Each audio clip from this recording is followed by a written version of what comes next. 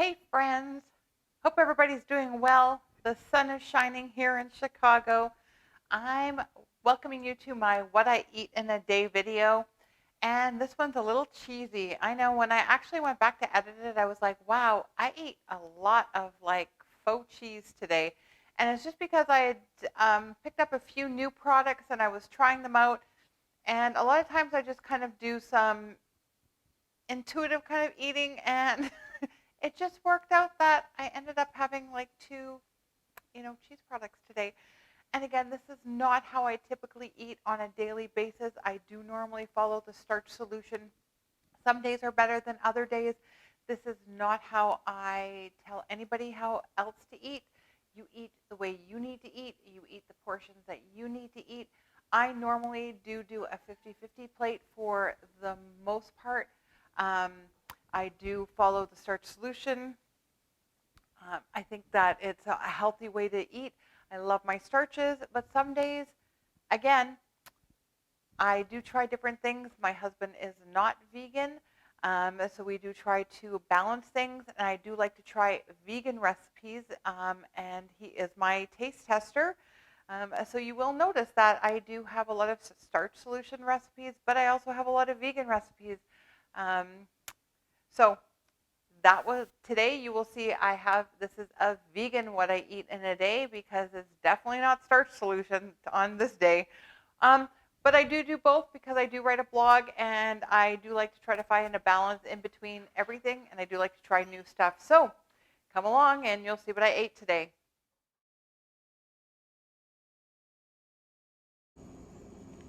So I'm just making a grilled cheese for breakfast, and I'm having one of those days where I've lost the beginning of my footage on me making the grilled cheese, so I'm really sorry. I'm actually using the Aldi cheddar slices, and I'm going to attach my Aldi haul here for you because I took it out of the packaging, so now I don't even have the packaging anymore to insert a picture for you. I'm so sorry. Just, again, having one of those days. I always like using a lid to help the cheese melt, especially with vegan cheese. I just find it works much better this way. And um, I like serving my grilled cheese with ketchup on the side. How do you guys like your grilled cheese sandwiches? Um, and I'm more of a savory person for breakfast, to be perfectly honest. So this was just up my alley. It was a little bit later in the morning. So leave me a comment down below. I want to know how you like your grilled cheese. I'm just going to flip this over. I don't put anything on my bread. I have a nonstick pan, so it toasts up just fine.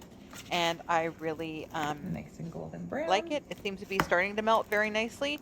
So I think we might have a winner here for sure. Quite yet, I'm looking forward to the sandwich.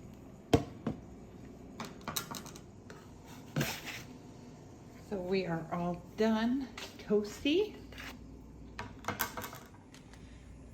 Okay, so we got our grilled cheese. Just gonna cut it so you guys can see it.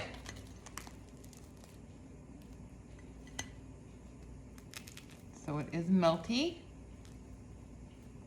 It did melt pretty good. I like ketchup on mine. How do you guys like yours? Needs to have ketchup. Gonna do the little dippy do. And we're gonna taste test this for you.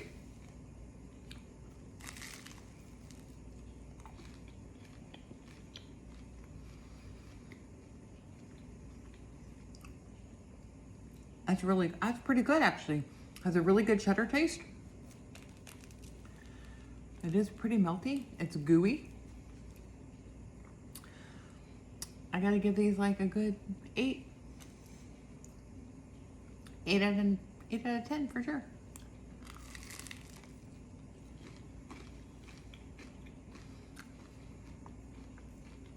And they're gooey.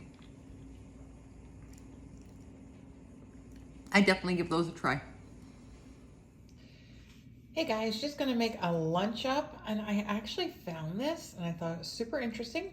The Violife Grill-A-Me Mediterranean style cheese. So I'm thinking it's gonna be like halloumi, and we all love that. I'm not gonna use my grill pan because I don't like it. If you have a good grill pan, guys, leave me a comment down below. I just don't like mine. I don't know, just it's a pain to clean even though it's supposed to be nonstick. Anyway, I'm gonna fry up a slice of this, and I actually have some leftovers. We went to a Mexican restaurant, and I have these delicious vegetables that I'm gonna add into my frying pan. So I got these great vegetables. I ended up going to the Mexican restaurant on Saturday, and I had the fajita, the veggie fajita, and it was great. So I'm just gonna warm those up.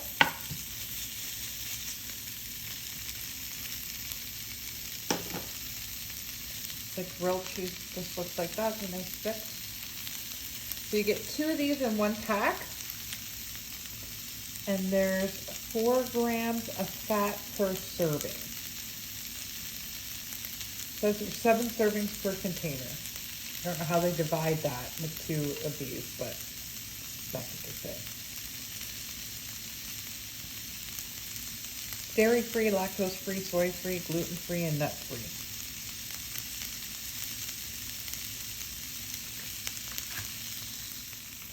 Gonna put our cheese down. So I think this is ready to turn. So yes, I'm sure on a grill pan it would get the grill marks, but I'm too impatient for that. I'm going to put a lid on just to make sure that it melts a little bit more.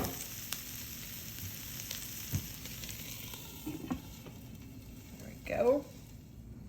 In the meantime, I'm going to have a little bit of this Healthy Aid kombucha. It's Pink Lady and Apple.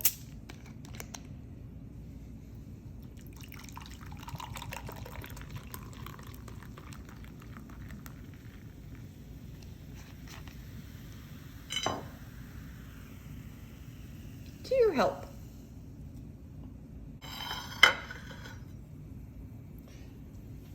All right, so I think we're ready to plate this up. I flipped it so it's golden brown. And then just our veggies.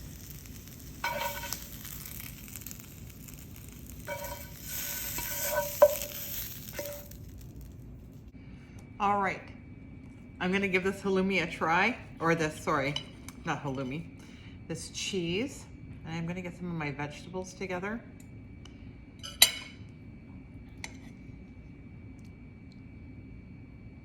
Let me show you. So it's nice and soft. Oh, sorry. That's really good, actually.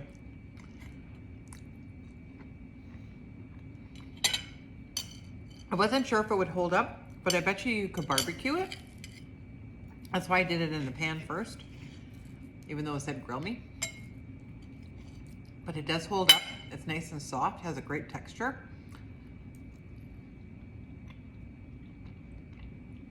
Reminds me of like the halloumi or the queso panela that you get in a Mexican restaurant, that they put the tomatoes and a sauce on it.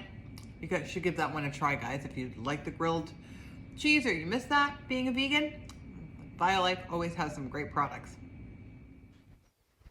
Now for supper, I was going to make some beef and broccoli, and I actually found this very, very soy Taiwanese vegan beef slices.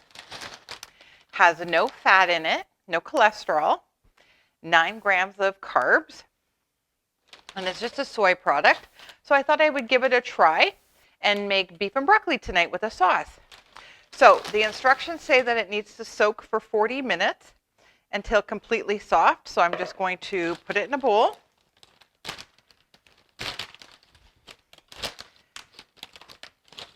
So I don't know if you can see it. They're just like soy chips.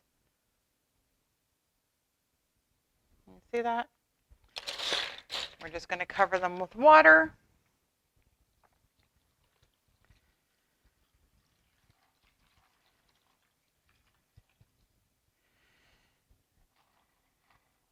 I think I'm going to put a bowl on top of it just so that everything sits in the water. There we go.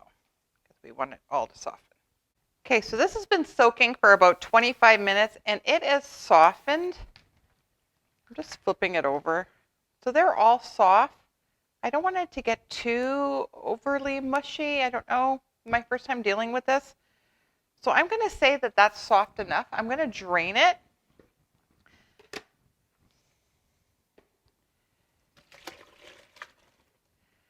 And we're going to let that just drain off.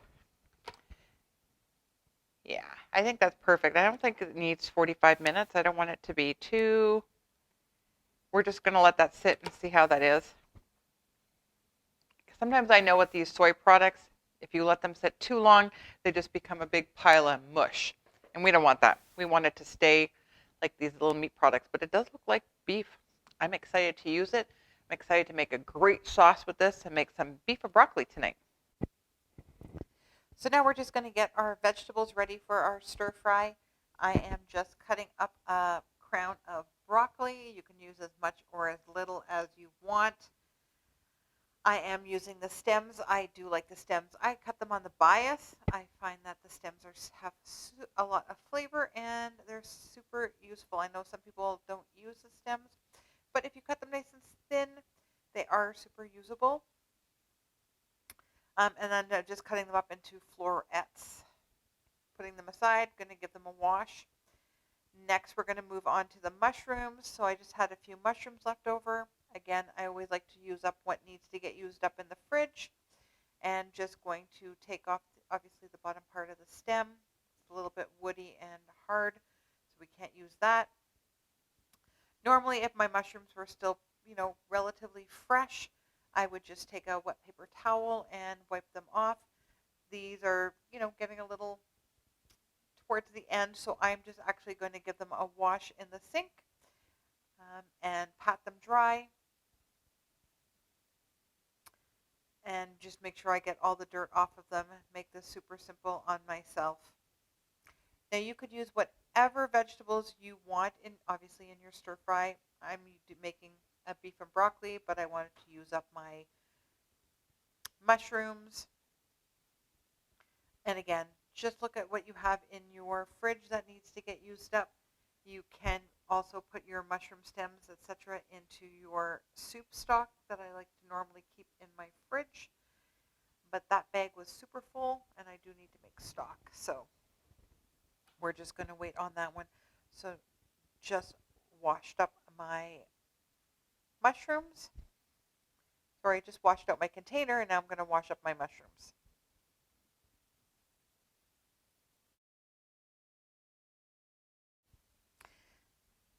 I also had some spring onions in my fridge that needed to get used up, so decided to clean those up.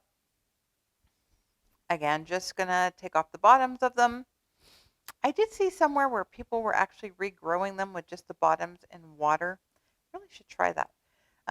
Anyway, just going to take the bottoms off. If you've tried that, using the bottoms of the stems I think they just do it in water in a glass or in paper towels, leave me a note below. Leave me a comment. I'd love to know if that actually worked or not. And then I'm just cleaning it off, just cleaning off the outer layers. And then I'm going to use this more for a garnish at the end. But again, I always like stir fries are a great way of using up vegetables that need to get used up in your fridge. So let's do it. Let's stop having food waste and let's start using what we have. And stir fries are a great way of doing that.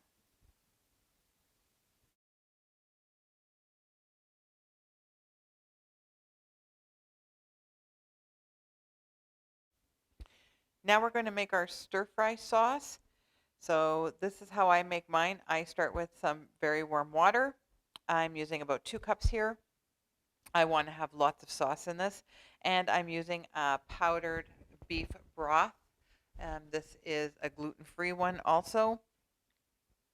I do like the powdered one. That way you can make as much or as little as you want. You could use the no beef cubes. Again, use whatever you have. I do like this one.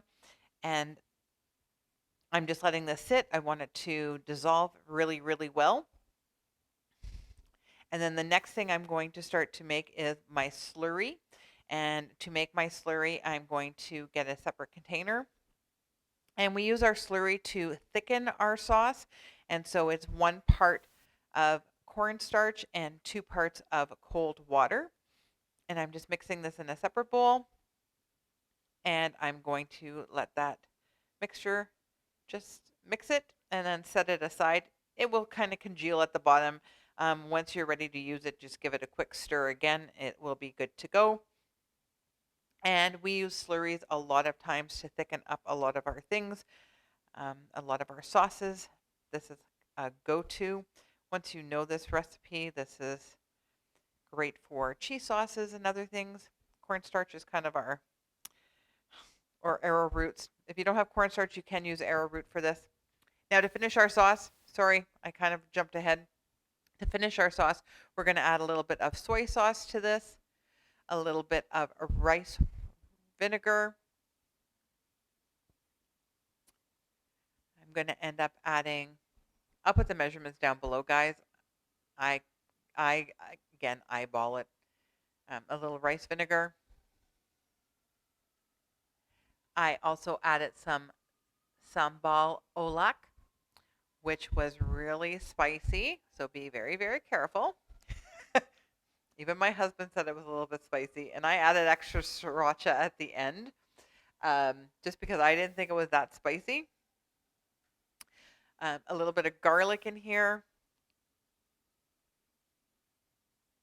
And that's just kind of the basis of any of your sauces.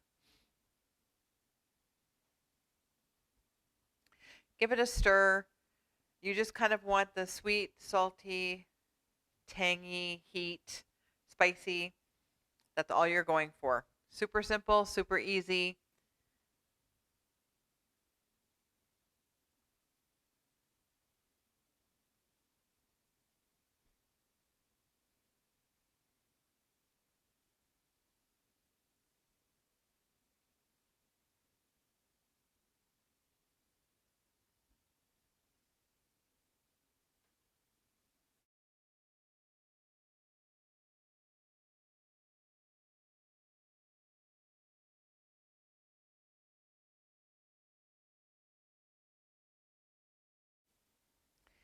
Finally, we're just going to chop up our onion. Pretty simple.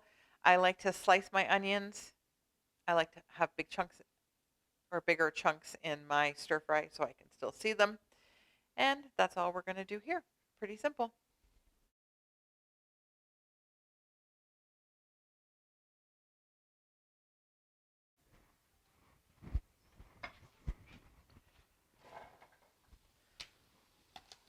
First, we're going to saute the broccoli a little bit just to soften it. Get that going.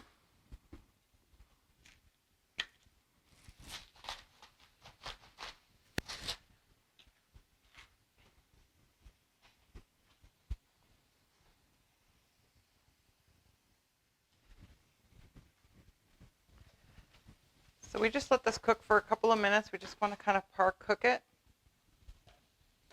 Again, I've got way too many vegetables for all that meat that I have.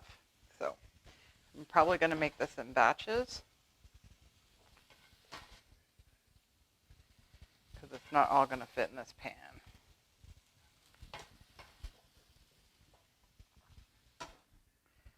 I'm going to do enough for supper and then I'll finish it up and make more afterwards. Okay. So the next thing I'm going to do is add some more water.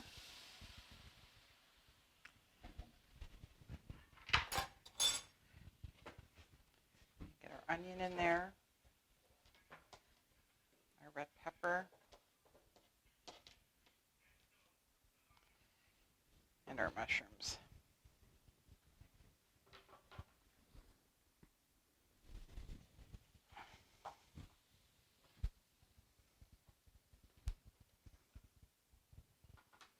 I'm going to let those cook.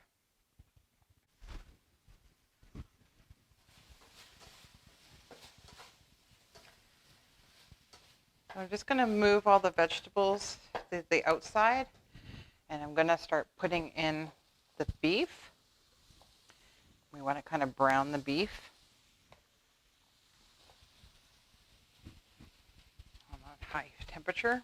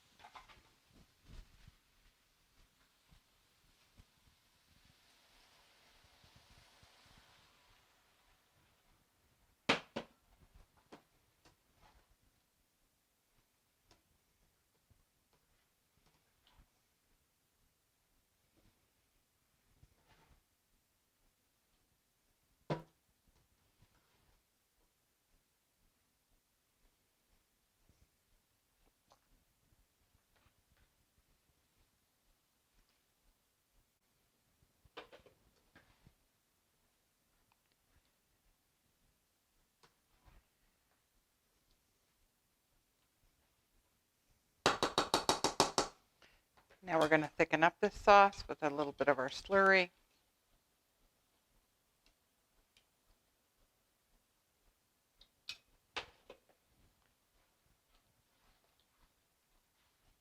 Add in more of your juice.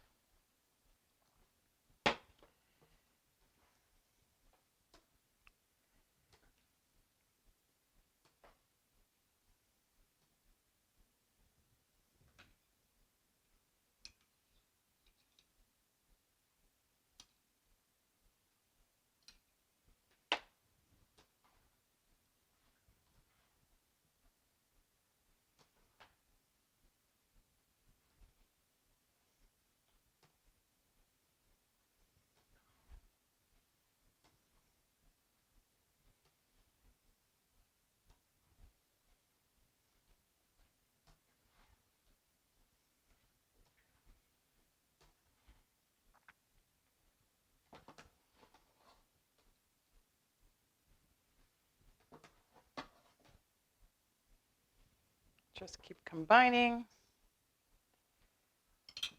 I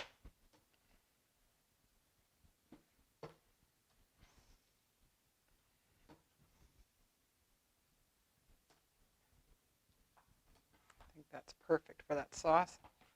It's glistening. It's nice and thick. It's coating the beef. And there you go. Your beef and broccoli is all done.